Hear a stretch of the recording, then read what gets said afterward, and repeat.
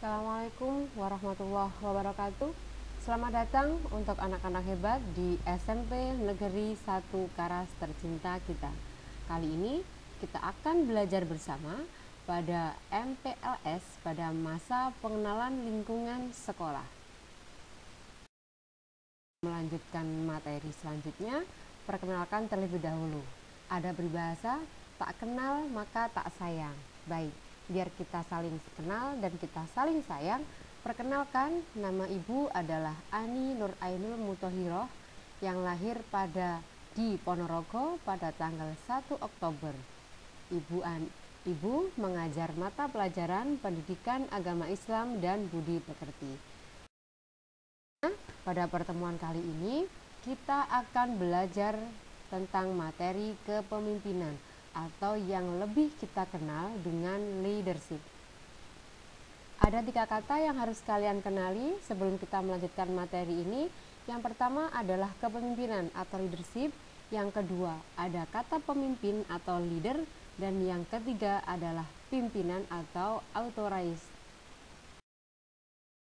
Anak-anak hebat semua, pada dasarnya kita adalah pemimpin.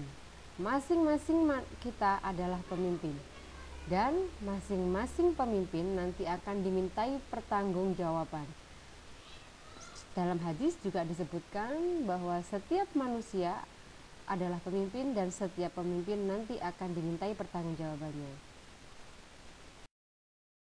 Jadi sebenarnya setiap manusia itu adalah pemimpin yang kelak kepemimpinannya itu akan dimintai pertanggungjawaban.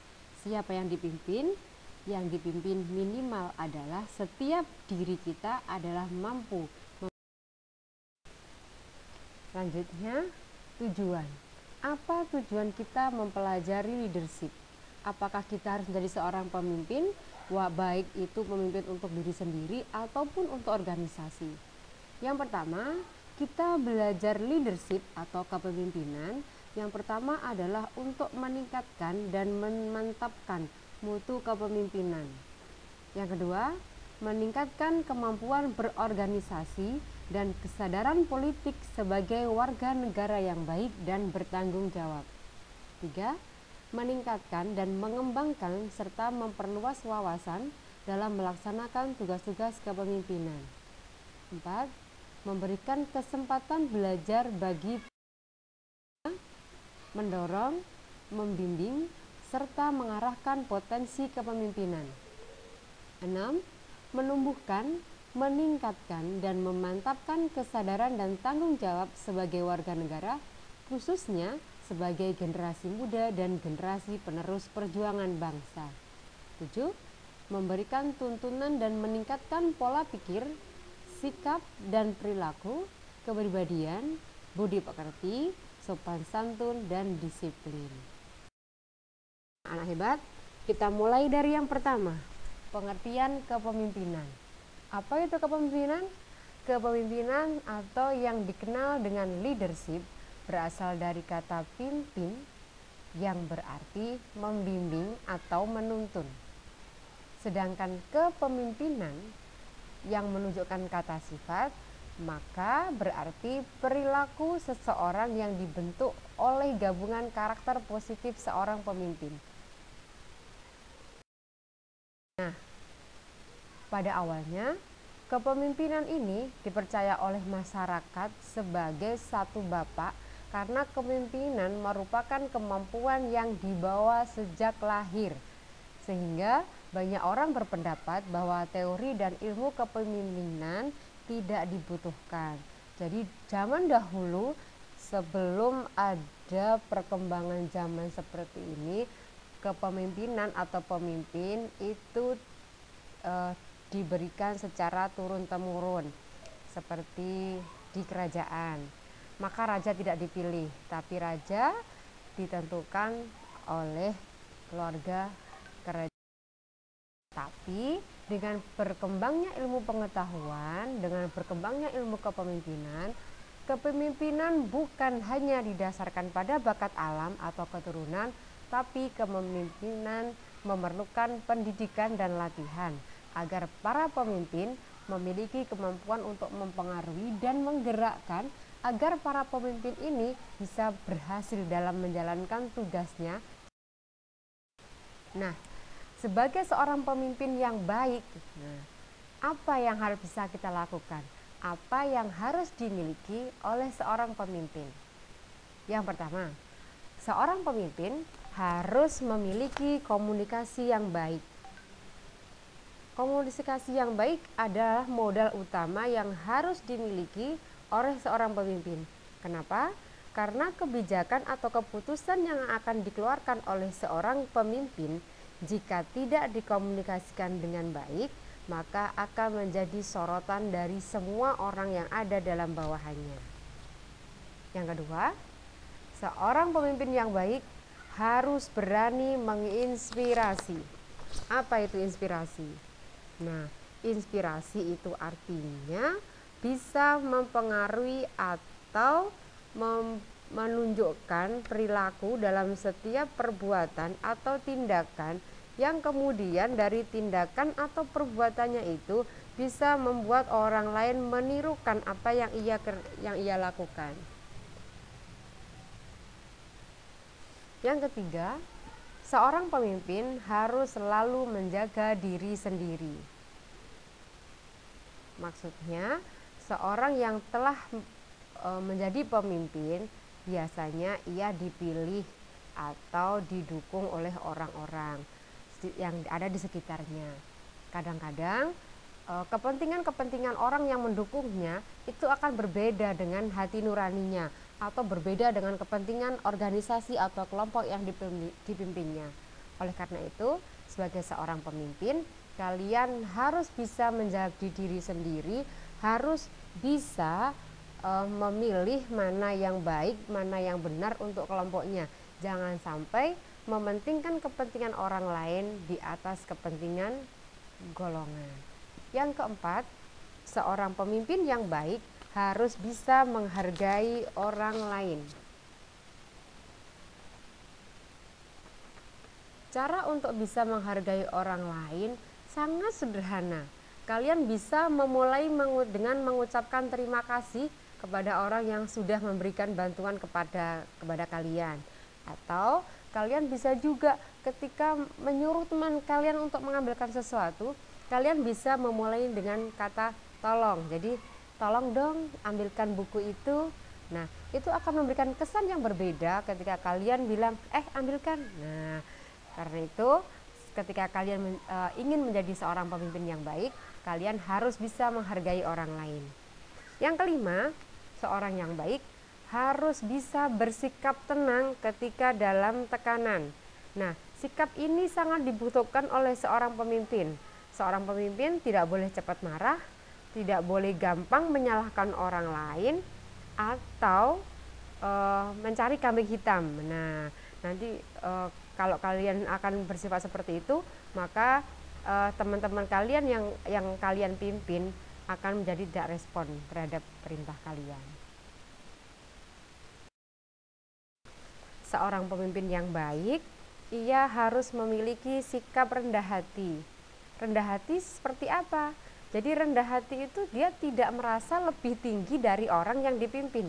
Misal, kalian sebagai ketua kelas, kalian tidak serta-merta semena-mena menyuruh atau menyuruh teman kalian untuk ini, untuk itu. Nah, tapi kalian tetap rendah hati, bisa bekerja sama tanpa harus menjadi pemerintah. Yang ketujuh, jujur. Jujur harus dimiliki oleh setiap orang apapun jabatannya. Karena apa? Karena sang pemimpin akan menjadi sorotan bawahannya. Yang kedelapan, kreatif. Kreatif di sini bukan berarti ia bisa menciptakan satu karya tertentu, dia bisa membuat sebuah tulisan atau sebuah seperti membuat patung atau apa. Tapi kreatif di sini seorang pemimpin harus bisa mewujudkan keinginan atau mimpi-mimpi dari orang-orang yang kalian pimpin dengan berbagai cara. Jadi kalian bisa mencari ide-ide kreatif atau mencari solusi dari setiap permasalahan yang dihadapi oleh tim kalian. Yang kesembilan, seorang pemimpin yang baik harus bisa memiliki manajemen waktu yang baik. Manajemen waktu itu artinya kalian harus bisa mengatur waktu kalian antara kepentingan pribadi dan mana kepentingan kelompok atau kepentingan organisasi yang kalian pimpin. Jangan sampai kalian mengalahkan kepentingan organisasi hanya untuk kepentingan pribadi. Jadi kalian harus pandai-pandai mengatur waktu. Yang ke-10, sebagai seorang pemimpin, kalian harus memiliki sikap tekun dan selalu bersemangat. Nah, sikap semangat yang dimiliki oleh seorang pemimpin ini akan mempengaruhi kepada perjuangan, kepada kesuksesan. Orang yang tekun dan selalu bersemangat akan mengantarkan Anda kepada gerbang kesuksesan yang sebenarnya. Anak-anak hebat, kali ini Ibu meminta kalian untuk menuliskan contoh pemimpin yang ada di lingkungan kalian. Nah, seperti apa pemimpin? Nah, pemimpin artinya orang yang memimpin. Siapa yang dipimpin? Siapa saja. Yang ada tadi sudah Ibu sebutkan bahwa pemimpin minimal adalah memimpin dirinya sendiri. Nah, sekarang kalau di keluarga, siapa yang menjadi pemimpin? Di keluarga yang menjadi pemimpin adalah ayah. Jadi misal nomor 1, nama ayahnya siapa? Pak Agus, jabatan kepala keluarga. 2, Pak Joko, jabatan ketua RT. Nah, dan seterusnya. Oke, kalian silakan mendata nama-nama orang yang ada di sekitar kalian yang punya jabatan atau memimpin organisasi tertentu. Kalian tulis nama-namanya ke dalam kolom seperti yang Ibu tayangkan ini. Nanti tugasnya akan dikumpulkan di grup WA kelas kalian dan di masing-masing. Baik, ini sebagai contoh tugas. Ada Ibu Suci Rahayu SPD MPD, jabatan Kepala SMP Negeri 1 Karas. Ya, baik. Berikut ada asas kepemimpinan. Sikap dasar bagi seorang pemimpin adalah 1, konsisten dan konsekuen dalam mengamalkan Pancasila. Yang kedua, mengayomi dan suka memberikan perlindungan atau memberi teguh sehingga pengikutnya merasa aman dalam. 3, seorang pemimpin harus adil, arif, bijaksana, inisiatif, percaya diri, penuh daya pikat, mudah mengambil keputusan, jujur, berani mawas diri. Nah, jika kalian mengalami kepemimpinan dalam satu organisasi yang memiliki latar belakang budaya, agama, dan masyarakat yang berbeda-beda, maka kepemimpinan itu harus berpegang pada 11 asas. Yang pertama, takwa kepada Tuhan Yang Maha Esa. Yang kedua, ing ngarso sung tulodo, ing madya mangkon karso. Artinya, seorang pemimpin ketika di depan harus bisa memberikan teladan. Di tengah harus mampu membangun kemampuan, membangun tekad, dan memiliki. Yang ketiga, tuturi handayani. Seorang pemimpin ketika di belakang harus memberikan dorongan, penggerak dan pengarah kepada anak buahnya agar anak buahnya bisa berkreasi. Yang keempat, waspodo urwo wiseso. Artinya, seorang pemimpin harus selalu waspada, sanggup mengawasi dan berani. Yang kelima, memberikan koreksi. 6, ambek poromarto. Artinya, seorang pemimpin harus mampu menemukan segala sesuatu dengan tepat dan menentukan skala prioritas. Mana yang lebih penting, maka itu yang harus didulukan.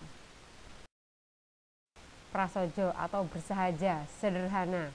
8, setio, loyal terhadap organisasi, setia terhadap organisasinya. 9, geminastiti.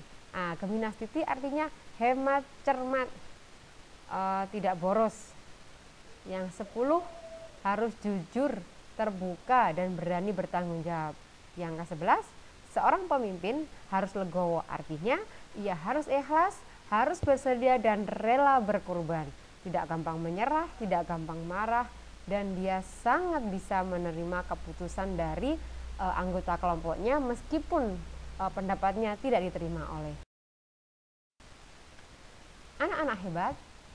Ada beberapa tipologi gaya kepemimpinan. Yang pertama, autokrasi. Autokrasi itu ciri-cirinya otoriter, suka memerintah, harus nurut, cenderung menganggap alat bawahan terabaikan. Jadi dia lebih suka memanfaatkan kepemimpinan. Kemudian keputusannya mutlak, keputusannya tidak bisa diganggu gugat. Jadi misalnya seperti ini.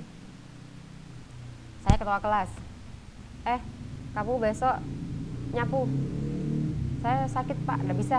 Besok kamu harus nyapu. Tidak bisa diganggu. Nah, itu namanya autokrasi. Yang kedua, ada tipologi militaristik. Nah, cirinya apa? Yang pertama, sistem perintah. Dia main perintah. Yang kedua, menggunakan pangkat dan jabatan untuk memudahkan keinginannya. Kemudian yang ketiga, disiplin tinggi. Nah, kemudian paternalistik. Nah, ini lingkupnya tradisional, pemimpin adalah orang yang dituakan. Nah, ini gaya kepemimpinan pada zaman dahulu ya. Jadi kepemimpinan yang secara turun-temurun, orang yang sangat dihormati itu yang dipilih jadi pemimpin. Jadi misalnya nih di kelas kalian. Nah, di kelas kalian, di kelas apa? Di kelas 7A atau di kelas 7B. Siapa yang akan memimpin di kelas? Nah, biasanya ini yang menjadi pemimpin adalah guru kalian. Nah, gaya kepemimpinan guru dan murid itulah contoh gaya paternalistik. Kemudian gaya karismatik. Gaya karismatik itu seorang pemimpin yang memiliki daya tarik yang mengikat, daya tarik yang memikat dan memiliki pengikut yang banyak. Seperti dicontohkan kalau dalam negara kita sebagai contoh adalah Bapak Presiden Soekarno. Bapak Presiden Soekarno yang luar biasa, beliau pandai berorasi, pandai berpidato sehingga banyak pengikutnya. Kemudian gaya yang kelima adalah demokratik dengan ciri-ciri mengutamakan koordinasi dan integrasi, pembagian peran. Jadi suatu organisasi dibagi-bagi tugasnya, bukan hanya dipegang dia sendiri. Kemudian fokus pada tujuan organisasinya. Kemudian yang keempat, gaya kepemimpinan demokratik ini dianggap lebih manusiawi karena lebih menghargai orang lain. Demikian yang bisa Ibu sampaikan. Terima kasih banyak. Mohon maaf apabila ada khilaf, ada kurang dan salahnya.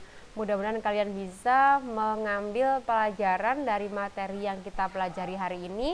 Jangan lupa kalian menuliskan tugas kalian di lembar kertas, kemudian nanti tugasnya dikumpulkan kepada ibu wali kelas kalian masing-masing.